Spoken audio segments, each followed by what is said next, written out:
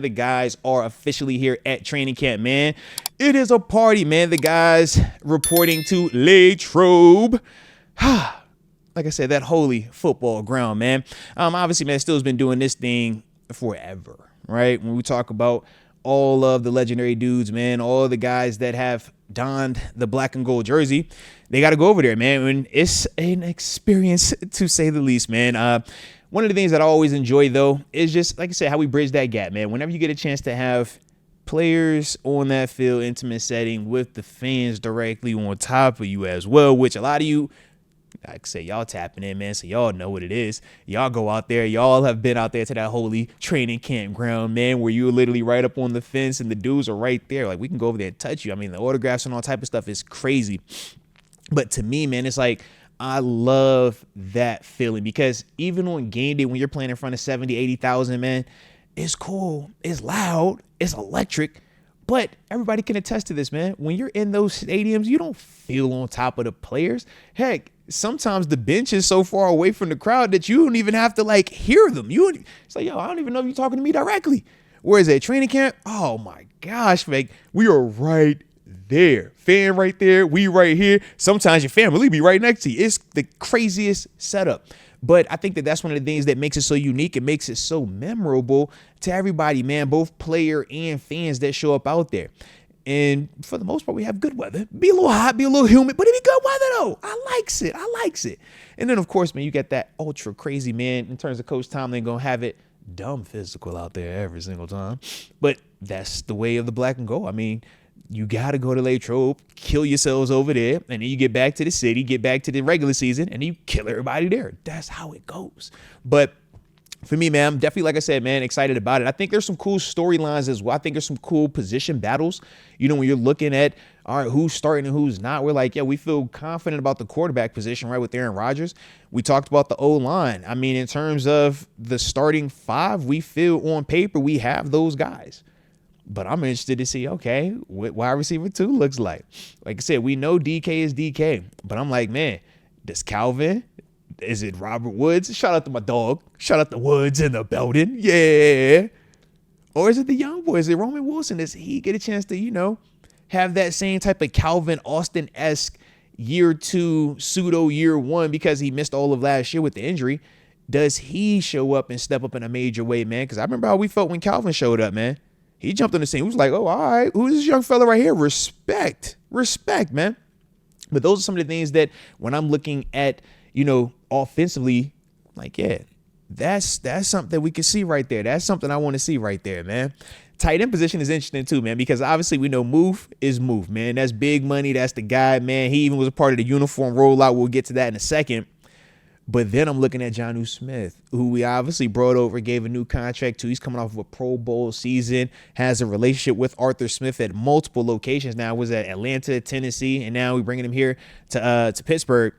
I'm like, man, how quickly do those guys mesh? And does Jonnu Smith being here and Arthur Smith's affinity for Jonnu Smith, does that take away from Pat Freiermuth? Does that take away from Darnell Washington? Or are we leaning into all three of those dudes? And now we're seeing a little bit more of a, like we've talked about on numerous occasions on the show this offseason, right? That big body, 13 personnel, 3 tight ends, 1 wide receiver, DK, right? Going that route. That's what I'm also interested to see, man. We're going to get all of those answers now, man. These are the answers that we get a chance to get. And like I said, man, all these dudes are nice, though. When you talk Jonnu Smith, Jonnu could ball, man. But him and Move, they got some similarities to their game. Where does Connor Hayward fit into all of this? The true Swiss Army knife, right? Where does he fall in line? And then, of course, on defense, I'm just like, man, is it the Peyton Wilson show yet? Is it PQ and Peyton Wilson? Or where does Malik Harris, you know, where's Malik? Where does Malik Harrison fall in this convo, man? How heavily entrenched will he be early on? Or is it something where they view him as, you know, more of that third option? I'm ready to see how that plays out, man. Also, where are we putting Jalen Ramsey at? Is he starting outside, put him inside, put him at safety? Because he has a lot of versatility. And even in Miami, even in LA with the Rams, you saw how they would move him around. That's another one. I'm like, all right, what that looks like. What does that look like? And who is officially going to be the guy next to Deshaun? Is it Juan Thornhill? Is it Jalen? Is it Slay? Is it one of these others? Like, who is going to be the guy opposite of Deshaun Elliott? Because no more Minka, right? These are some of the things that we're going to get the answers to, man. Also, how quickly does Derek Harmon get up to speed? What does Keanu Benton look like coming back right now? Because I look at those two and I'm like, who's coming off the field on third down? Okay, somebody got to go. Who coming off the field on third down, man? Because Keanu, he be balling, man. He be getting after the quarterback, but you know Harmon. I'm like, yo, Derek Harmon look like a man, bro. Like a big boy. So, yeah, I'm like, yo, across the board, all of these little storylines, all these little matchups to me get me so excited. And that's the beauty of training camp. That's the beauty of these dudes starting these practices, man. Guys are going to be able to go out there for the open practices as well. And you just get a chance to evaluate, see these dudes, man, see how they're growing. Obviously, when we get to the preseason games as well, man, that's going to be cool because we'll finally get a chance to see these dudes in action versus other teams in game situations and game scenarios, even though it's not full season just yet. We're getting a chance to see how they're responding, how they're reacting, just their development process as well, because you're still developing in training camp in the preseason. You're never a finished product. You always want to be arrow pointed up. Even in week 18, you better be over there getting better, man. All right. But these are the things we're going to get a chance to see now that training camp is officially here, man. So shout out, man. And don't forget to hit that like button one time for the culture and subscribe if you're new to the channel. Got the homie James Skitka showing love as well, man. Appreciate the super chat from the heart. He says, Moats, just wondering, when you did training camp and they had open practices for the fans like us, can it be a distraction? I mean, you got to bond with your teammates, right? Thanks as always. So shout out to you, James. What I'll say is this, man, having fans at practices, right? I look at it as a pro, but there can be some negatives to that. I was fortunate, man. Like I said, man, playing in Buffalo, we first came in, St. John Fisher, very similar to St. Vincent College in Latrobe. You know, it's in Rochester. It's off, you know, in the cut, but it's an intimate setting. So you feel the fans right directly on you, and it's a ton of them that show up out there. So for me, I got accustomed to it early on to like, yo, you got to block the fans out because they're going to cheer like crazy. Even if you know that play didn't happen the way that it did, they're going to go crazy because they just think that that's what was supposed to be. And then the flip side, man, they might say some outlandish stuff. They might be talking crazy out there. And you got to also ignore it, man, and be locked in because you're working. And if you allow what that fan is saying to sway you one way or the other, then more likely or more times than not, man, you're going to be up out of here sooner rather than later. Now, the flip side to what I like is this, though, man, especially here in Pittsburgh, because training camp, especially when I was here, man, was so physical. There were some times, man, where, you know, you're looking for that energy. You're looking for some juice, man. You tired, especially that second week, man. Second week, you done had 6-7 practices in a row. You like, coach, what the heck, man? And then you open up that daggone door. And the door I'm talking about is at the top of the hill, coming out the locker room. Man, you open that door and all of yins just be there. Cameras going crazy. See the little kids. Oh, get my photo. Be like, oh, all right, we here. And you just feel the energy. You feel the love. You feel the passion. And to me, that's something that, at least while I was here doing my 4 years, man, it would make me, like, even if I wanted to mentally be in the dumps, like, bro, I'm tired, bro, I just don't got it today. The opening that door and just it makes you get up. And then as you walking down that hill, man, dapping up the fans, man, dapping up the little kids, dapping up the adults that come from all over. Oh, I came here from California. Oh, we traveled in from Mexico. Oh, we came from Minnesota. This is my family vacation. You're like, bro, it really puts it in a different perspective what the black and gold means. And I think that that's the part that for me, I really fell in love with. So then from there, man, it's like, man, you know, when you're out there though, man, if you cook and you make a big play, that crowd gonna show you. They're gonna show you love. Oh, and then if you get beat or something happen, they're gonna also let you know. But there's plenty of times, man, especially as defenders, because this is the part that always irk us with the fans and why you got to learn early on. Just let the fans have it. We'll go ahead and make the play. And because we're taught and told to, you know, allow runners to finish the run. So what I mean is this: I can go tackle you, I can go two-hand touch you, and you are down without me taking you to the ground. It's a quick pop. We call it thud. Hit him, let him roll. All right. Or you tag him up. I would have had the flag, let him go. Right. And then the offensive guy's supposed to, you know, foot to the ground, hit it as fast as he can. Man, the daggone crowd to see that, though, and see the dude sprinting down the field and think he scored. You be like, bro, are y'all serious right now? Oh, heck yeah. Yes, a good play right there. Yeah. Then you get online later and it's like, oh, such and such had this dope play right here. You're like, bro, are you serious right now? Are y'all kidding me right now? So that's the part that can get you a little perturbed with the fans, all right, being there. But as a whole, man, as long as you stay locked in, man, I use it as a tool, use it as motivational, like, yo, give me that extra energy. And if you're doing it like that, man, I don't think it could be a true negative. And even afterwards, man, when you're signing autographs for the fans too, man, I think that's some of the coolest stuff. Just because, like I said, man, it gives you a chance to actually like know each other, man. And it humanizes us as the player. We're no longer jersey number 55. That's Arthur Moats, man. That's his wife, right? That's his kids right there. He's signing with his daughter. Like, that's the thing that I always did appreciate about fans being there, man. So, like I said, man, as a whole, I don't think it's a distraction, man. I think it's a vibe, and you can still bond with your teammates while doing it, because some of us be laughing. We like, hey, bro, you got to walk up the hill going back. You signing all them autographs. I'm gonna sign over here and take the cart. All right. Let's get it though, man.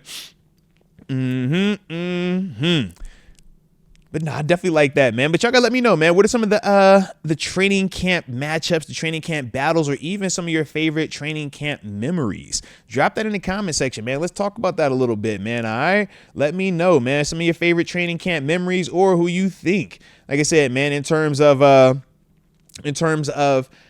position battles, who you think will be most improved, because training camp is here. So let me know.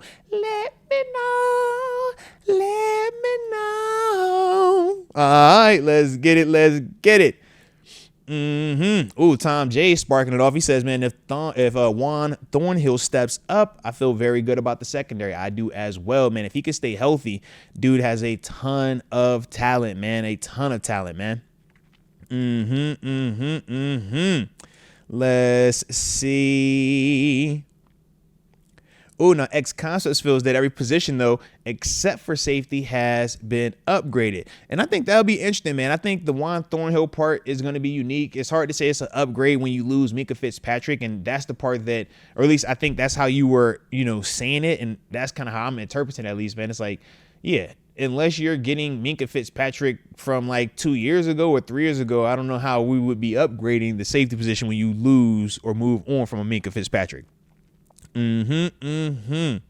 Let's see. Oh, now X also says he misses Tuitt. Shout out to my dog, Stephon Tuitt. But he says, hopefully Keanu Benton or Derek Harmon can fill the void. We are very hopeful in Derek Harmon, man. Obviously, both of those dudes, man, draft picks, high pedigree guys. One's a first rounder, one's a second rounder. But yeah, we're going to be needing them. We're going to be leaning on both of those dudes, man, heavily this year. Chill. Let's see. How we feeling about camp? Ooh, Steelers Nation on fire. He has Pierre Island, James Pierre, cornerback one talk. I mean, well, look, I say it like this, man. Pierre's been in the system for a while, and as much as people would like to, laugh at it, I'll just say this, man. There was a training camp. Was that 2 years ago? 3 years ago? He was the guy. We all remember that. He for sure was already like, yo, this is about to be it. Now, we obviously know how that played out. And I always say, man, you are never finished until you are finished. So as long as he's in the league, man, he got a chance. Shoot, man, I always bring up was Lorenzo Alexander, man. It was year 13. He was always a special teams dude. He goes to Buffalo. He gets 13 sacks, plays another 3-4 years, but he gets the Pro Bowl and everything, man. You never know. All right. You never know. But let's see. Ooh, I like this from Flow Grown 420. He says, I think DK Metcalf will turn Joey Porter Jr. into an absolute problem. And I do agree with that. I think that matchup, those dudes going at it daily in practice, is going to be crucial. I think that both of those guys are going to get a lot of, development just competing against each other every day, because both of these dudes are high-level players, high-level competitors. Then you throw in the Jalen Ramsey, the Darius Slay element. Yeah, I think across the board, all of those guys are going to have that whole iron sharpening iron concept going on, man, because DK, that's all world, that's proven, that's consistent, that is as good as advertised. And JPJ also in the same vein, but just on the younger space, and ultimately trying to prove who he is and what he is going to truly be in this league. You can't become a great player without competing against great guys, man. And you need that, man, for both of these dudes. And I think that that's what we're going to get a lot of with those two dudes, man. So shout out to them. I like that flow grown. I like that. The Don also says this is the best our DBs have been in a minute. Yeah, man, you bring up a great point, man. At least on paper, right? We know obviously from an age standpoint, they could be a little bit younger, right? But as a whole, I'm like, yeah, you look at what we got out here, man. Jalen Ramsey, Darius Slay, Joey Porter Jr., those are 3 high-level competitors, 3 high-level corners, 2 Super Bowl champions, all pros, Pro Bowlers, all world type of guys back there, man. And then when you throw in the Beanie Bishop, Beanie had 4 picks as a rookie, man. Beanie was out here scrappy as heck as a rookie, undrafted dude, right? That's the dude that gets bumped down, so to speak, man. James Pierre, this dude has started in this league, man. He's been in this team now for what, 3 years, 4 years now, man? Scrappy, knows how to play, man, and has actually made plays in games before as well, man. So like I said, man, I'm looking at those dudes. Corey Trice, shout out to big Corey Trice as well, man. I'm excited to see him. I just pray he can stay healthy. I need him to stay healthy. If he could just stay healthy this year, man, the optimism surrounding him, man, is there because he has all the intangibles, the size, the athleticism, the physicality, but got to stay healthy. So like I said, we will see with that, man, because, yeah, when you get those back-to-backs, it's like, all right now. This is tough. I need a year. I need at least one. Need one out you, all right? So we will see, man. But like I said, on paper, man, I like these dudes. And then you can't forget Brandon Echols as well, man. Veteran player, man. Man was with the Jets last year, man. Knows how to ball. And then Dante Kent as well, man. More of a return, man, but I still love the speed. I love what he brings as well, man, as one of those exciting new rookies to come into this come into the fold as well, man.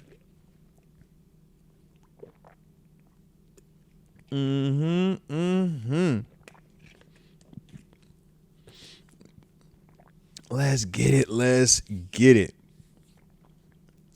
Alrighty. But no, man, shout out though, man. Shout out. Let me see. Yeah, Don, how you gonna forget my man Corey, man? You can't forget Corey Trice, man. All right, everybody remember Corey Trice. He's just been hurt. He had 2 summers where he got hurt, man. We gotta get him healthy. All right, healthy time. We got a chance, man. Alrighty.